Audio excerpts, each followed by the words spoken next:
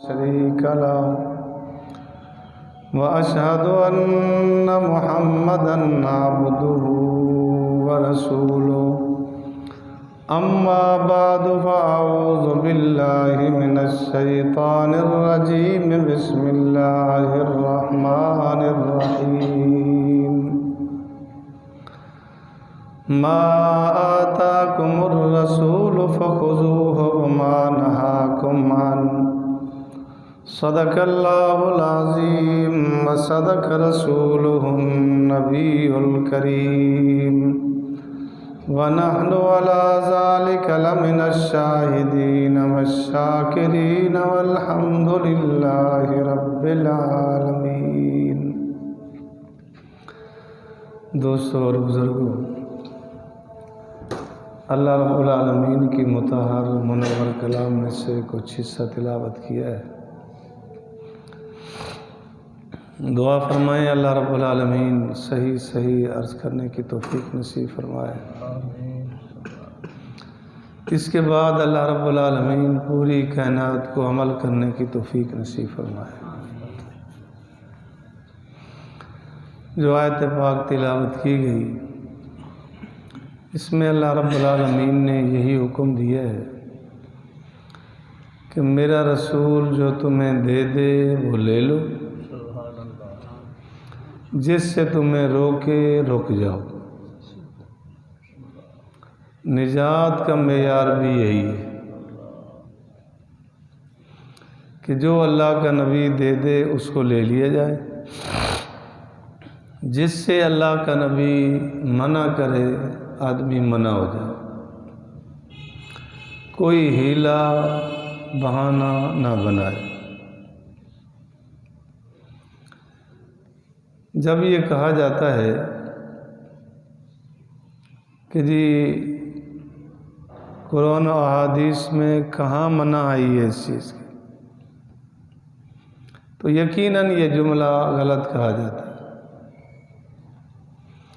جب اللہ رب العالمین نے ارشاد فرما دیا ان کنتم تحبون اللہ فاتبعونی یحببکم اللہ، یہی حکم ملا فاتبعونی کہ میرے محبوب کی اتباع کرو۔ پھر یہ کیا پوچھنا کہ اس کی منع کہاں آئی ہے،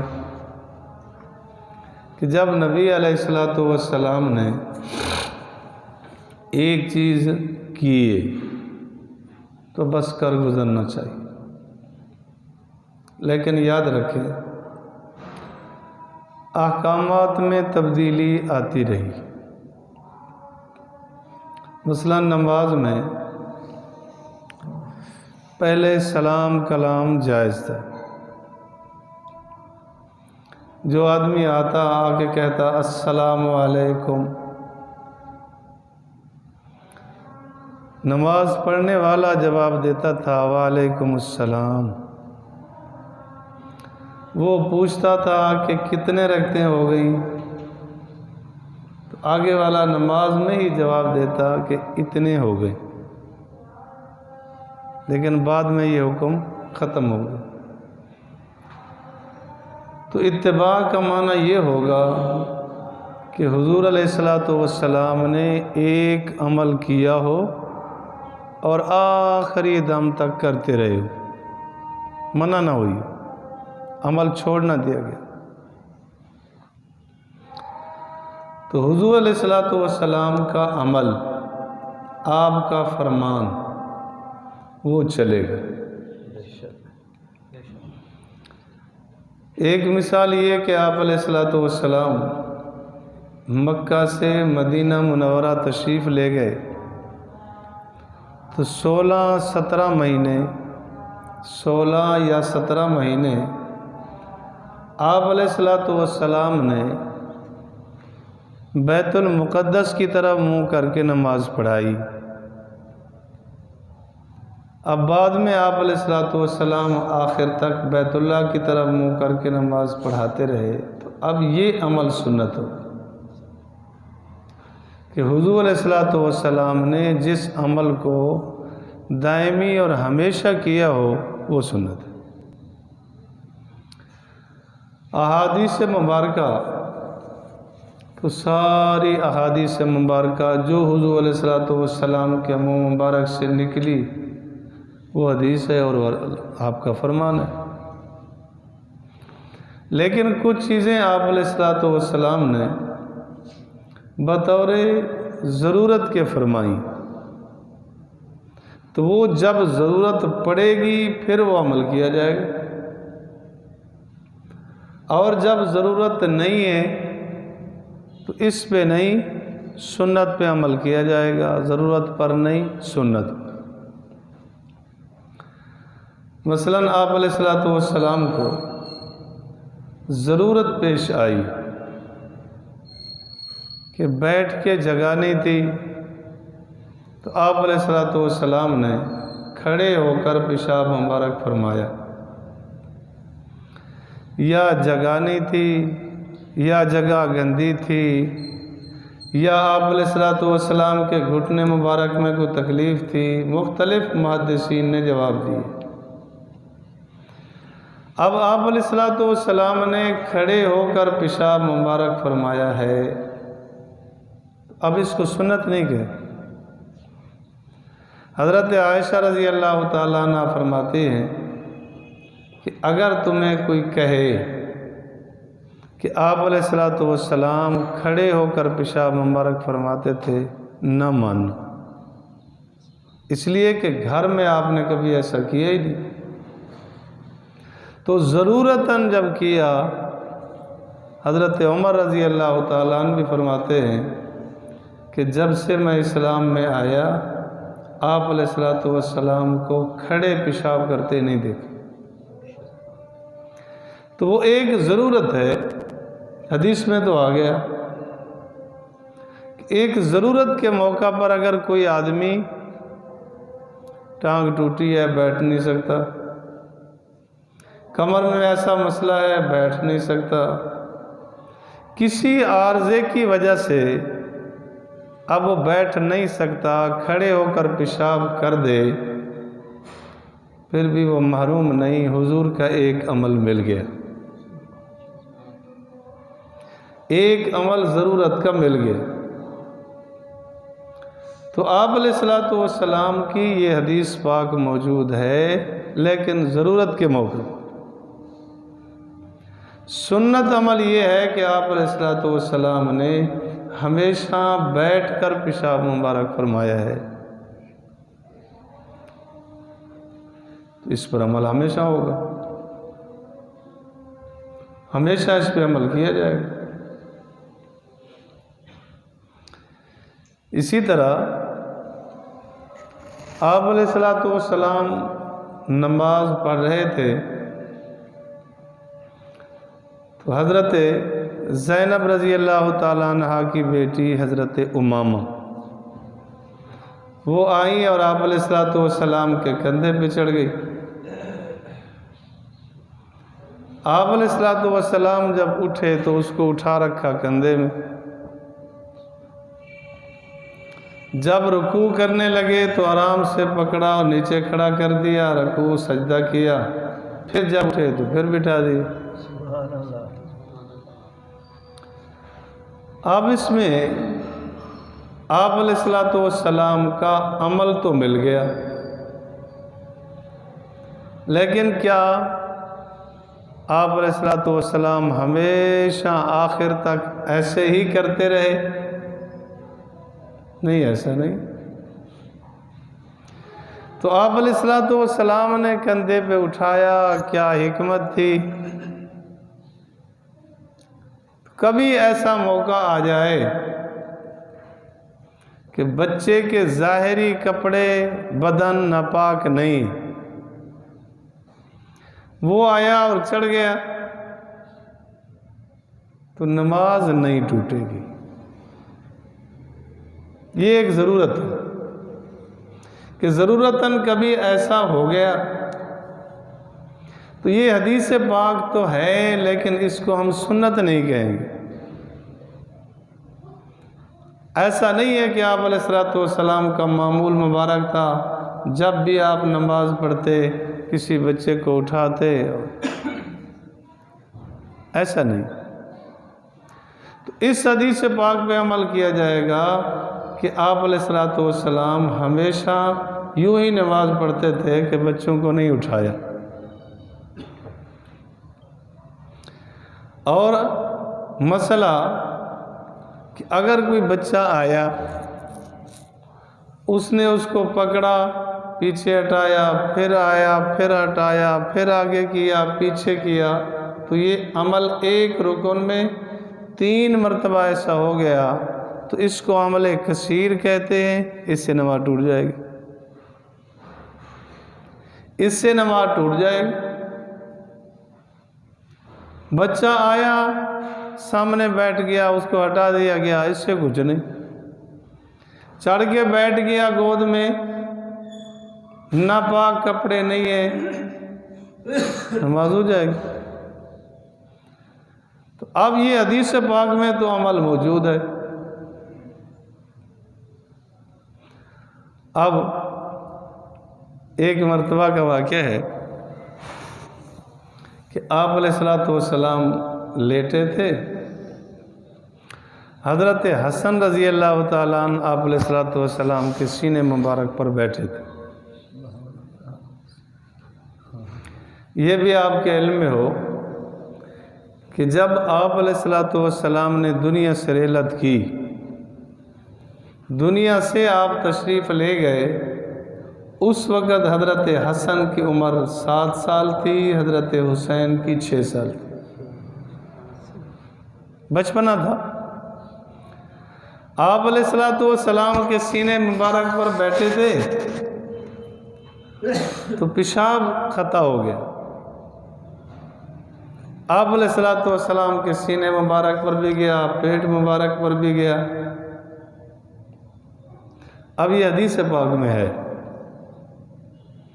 تو اس کا یہ مطلب نہیں ہے کہ اٹھاؤ بچے کو سینے پر بٹھاؤ پیشاب کرواؤ، یہ مطلب نہیں ہے حدیث پاک۔ حدیث پاک میں ایسا ہو گیا، واقعہ پیش آ گیا، واقعہ پیش آ گیا۔ منع یہ ہے کہ کبھی ایسا ہوا بچے کو اٹھایا، اس نے پیشاب کر دیا، پھر بھی حضور کا ایک عمل مل ہی گیا، جا کے پاک ہو نہائے دھوئے۔ لیکن ہمارے اکابرین کی مثال کائنات پیش نہیں کر سکے۔ اللہ اکبر کبیرہ۔ حضرت احمد سرحدی مجدد الفسانی رحمۃ اللہ علیہ ایک مرتبہ تشریف فرما تھے، فرمانے لگے دیکھو بھائی، حدیث پاک میں ہے کہ آپ علیہ الصلوۃ والسلام لیٹے تھے، حضرت حسن رضی اللہ تعالیٰ عنہ آئے، سینے پہ چڑھ گئے، ان کا پیشاب سینے پر نکل گیا۔ میں نے کوشش کی ہے کہ میں ہر حدیث پہ جو قابل عمل ہے عمل کروں، لیکن اس پر تو عمل نہیں ہو سکا، مناسب تو نہیں ہے۔ فرمایا لیکن اس وقت میرا نواسہ نہیں ہے، اگر میرا نواسہ پیدا ہو جائے، بیٹی حمل تھی، اگر نواسہ پیدا ہو جائے تو یہ عام تو خیر نہیں بتانا، لیکن ایسا کر لو تو کر لینا کہ میری قبر پر لے آنا، میری قبر پہ بچے کا پیشاب کرا دینا، حضور کی یہ سنت بھی آ جائے گی۔ یہ ایک محبت کا درجہ ہے۔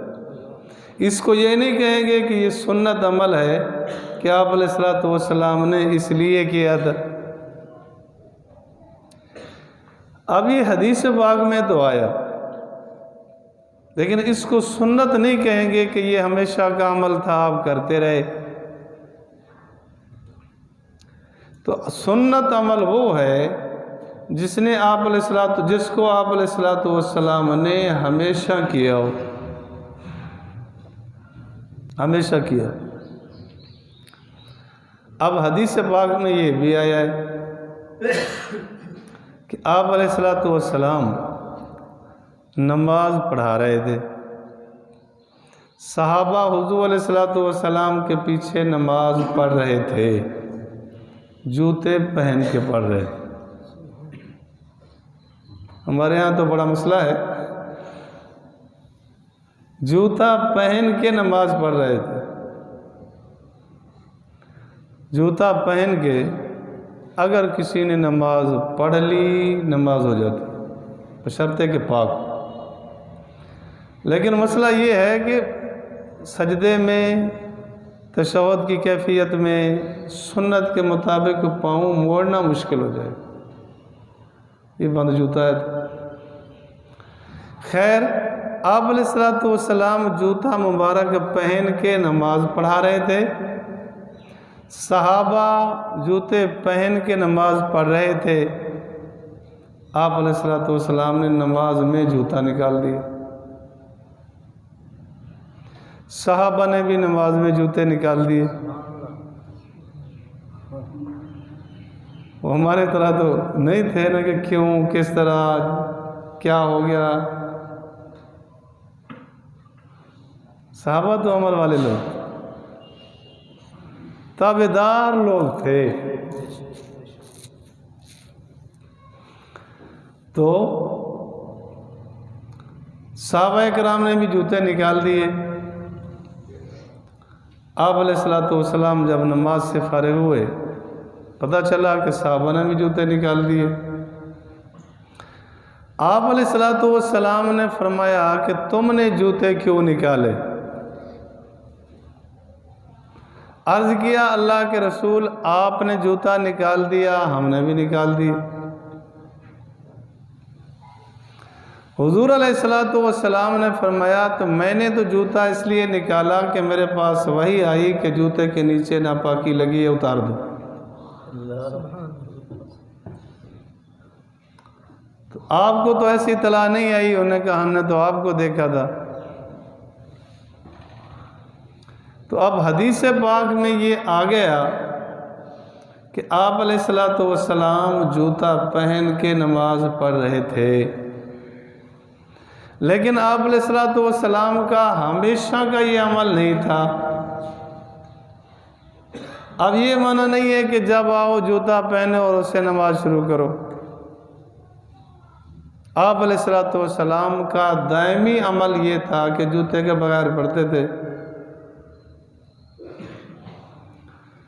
تو اب یہ حدیث پاک میں تو آ گیا، اس کو کبھی ضرورتاً کبھی کوئی ایسا موقع آ گیا کہ پہاڑی علاقہ ہے، سامنے دشمن ہے، جو اگر جوتے پہن رکھے اب جوتے نکالے، یہ کرے وہ کرے، نہیں، اس حالت میں ٹھیک ہے مجاہد جوتا بھی پہنے رکھے، اسلحہ بھی باندھے رکھے، اسی میں نماز پڑھ لے، نماز ہو جائے گی۔ کبھی ہماری اپنی طرف سے کچھ شدتیں بڑھ جاتی ہیں، وہ نہیں ہونی چاہیے۔ بارہا دیکھنے میں آ رہا ہے جنازے کے موقع پر آپ علیہ الصلوۃ والسلام نے فرمایا سفید طاق رکھ لو تو اچھا ہے، 3 بنا لو۔ ویسے طاق آپ علیہ الصلوۃ والسلام کو پسند تھا، 3 بنا لو، 5 بنا لو۔ اب اس کا درجہ ہے مستحب کا، فرض نہیں، واجب نہیں، سنت بھی نہیں مستقل، یہ مستحب کا درجہ ہے کہ اگر ایسا ہو جائے تو اچھا ہے۔ اب اس میں بڑی شدت کی جاتی ہے، طعن و تشنیع تک ہوتا ہے۔ صفیں 5 بنا لو بھائی،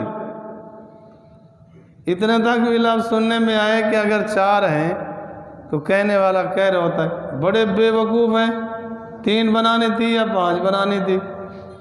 اب مستحب چھوٹا، اسے پاگل کہا جا رہا ہے۔ کیا خیال ہے؟ نماز میں مستحب عمل یہ ہے قیام کی حالت میں سجدے کی جگہ دیکھے، رکوع میں پاؤں پر دیکھے، سجدے میں ناک کے نتنے پر دیکھے، بیٹھے تو گود میں دیکھے، اب کتنے احباب ہیں جو اس پر عمل ہے؟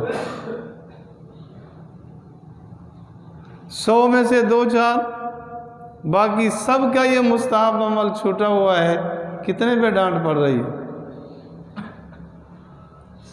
نہیں، ایسا نہیں۔ اب اسی طرح اشہد اللہ الہ، اکثر محدثین علماء نے، مفسرین نے، محدثین نے جہاں اس کی تشریح کی تو معنی یہ ہے کہ یہ مستحب عمل ہے، بعد نے سنت فرمایا۔ اب اشہد اللہ پر اگلی کھڑی ہو، اشہد اللہ الہ الا اللہ پہ رکھ دے۔ اب ذرا ہم تو نہیں دیکھتے سب کو، آپ ذرا جھانکیں کتنے لوگ ہیں کہ اس مستحب پہ عمل کر رہے ہیں۔ اچھا، پھر یہ بھی ہے کہ جیسے انگلیاں بند کی سلام تک اسی طرح رکھے کتنے ہیں، یوں کر کے پھر سیدھا کر دیتے۔ کتنے بار اس پہ ڈانٹ پڑی ہے کہ وہ آپ بے وقوف کہیں گے تمہارا تو یہ مستحب بھی چھوٹ گیا۔ تو مستحب پہ شدت نہیں ہوتی، مستحب یہی ہے کہ کر لو تو ثواب ہے، اور اگر نہ کرو تو گناہ نہیں۔ بلکہ فقہا نے یہاں تک بھی لکھا ہے کہ اگر مستحب پر شدت ہونے لگے تو مستحب چھوڑ دیا جائے، کہ مستحب عمل پر شدت ہونے لگے تو وہ مستحب عمل چھوڑ دیا جائے، کہ غیر چیز کو شریعت میں نہ داخل کیا جائے شدت کر کے۔ تو میں عرض کر رہا تھا کہ حضور علیہ الصلوۃ والسلام کے سنت عمل کو اپنانے میں نجات ہے۔ جو احادیث مبارکہ آئی ہیں، کئی مثالیں میں نے دی، وہ ضرورت ہے، ضرورت ہے کہ آپ علیہ الصلوۃ والسلام نے ایک حج مبارک، 4 عمرے کیے۔ ویسے تو آپ پہلے کرتے تھے، احکامات اترنے کے بعد ایک حج کیا، امت پہ شفقت۔ اگر آپ علیہ الصلوۃ والسلام ہر سال حج پہ چلے جاتے، کیا خیال ہے جا سکتے تھے؟ نہیں جا سکتے۔ ارادہ فرما لیتے ہو جاتا، لیکن آپ علیہ الصلوۃ والسلام نے ایک حج مبارک کیا ہے۔ اور ایک صحابی نے عرض کیا، اللہ کے رسول، ہر سال حج فرض ہے یا زندگی میں ایک مرتبہ؟ تو آپ علیہ الصلوۃ والسلام نے فرمایا، زندگی میں ایک مرتبہ حج فرض ہے، وہ بھی صاحب استطاعت ہے تو۔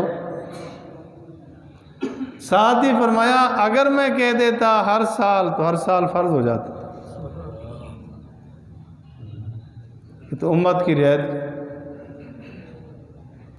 آپ علیہ الصلوۃ والسلام حج کے موقع پہ تشریف لے گئے یا عمرے کا موقع تھا، ضرورت تھی، آپ نے سر پر کپڑا نہیں رکھا کہ احرام ہے، تو جب ضرورت پڑ گئی ٹھیک ہے۔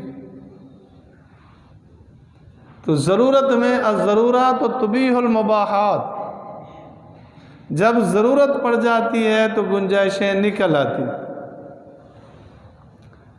تو ہر ضرورت کو سنت نہیں کہا جا سکتا، کبھی ضرورت پڑ گئی۔ ایک حدیث پاک میں ہے، حدیث کی کتاب میں، کہ ایک صحابی مدینہ منورہ میں عراق سے تشریف لائے، نماز پڑھنے لگے تو سر پر کپڑا نہیں تھا۔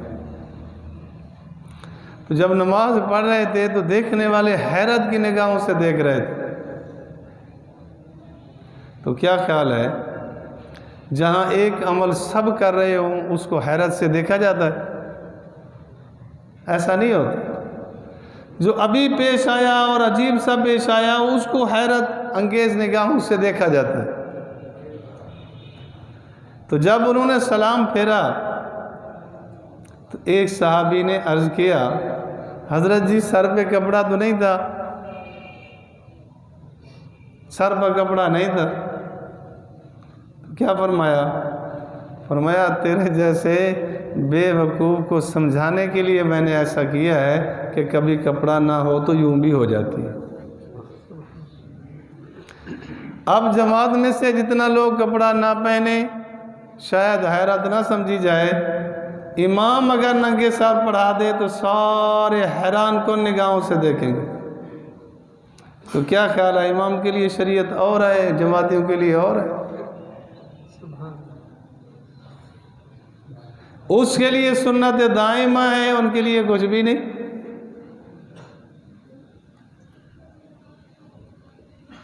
وہ تو الٹا یہ ہے کہ یہ بھی مسئلہ یاد رکھیں کہ صرف ٹوپی سے نماز پڑھائی بلا کراہت ہو جاتی ہے۔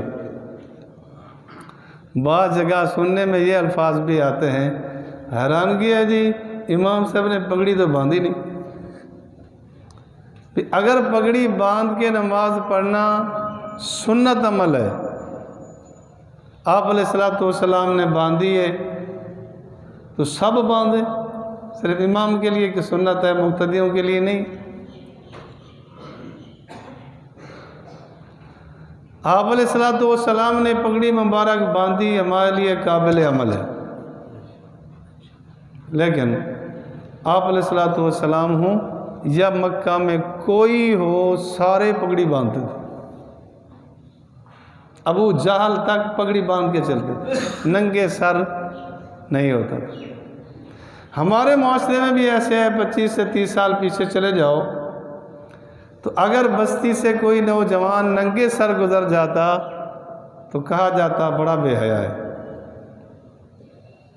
بڑا بے حیا ہے، ننگے سر یہاں سے گزر گیا، اس کو غیرت ہی نہیں، گھروں کے سامنے سے گزر گیا۔ ایک روایت سنی ہے، پڑھی نہیں، الحیاء فی الرأس، کہ حیا سر میں ہے، جب پگڑی اتر گئی حیا تو گیا۔ یہ ہمارا معاشرہ پتہ نہیں ہمیں کہاں لے جا رہا ہے۔ کوشش کی جائے سر پر کپڑا رکھو، تو سنت عمل اپنانے کی کوشش ہو۔ اللہ مجھے اور آپ کو ہر سنت پر عمل کی توفیق دے۔